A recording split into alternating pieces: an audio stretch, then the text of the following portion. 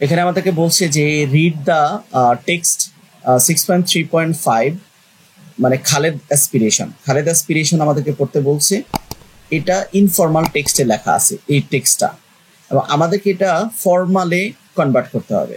এবং in doing you can study features of the formal text 6.3.3, যেটাতে আমরা formal টেক্সটের ফিচার সম্পর্কে আমরা জেনেছি।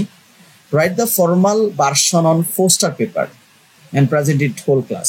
যাই হোক, টেক্সটটা তো ইনফর্মালে ছিল, তো এখানে মূলত কিছু বিষয় এখানে অ্যাড করা হয়েছে বা মাইনাস করা হয়েছে।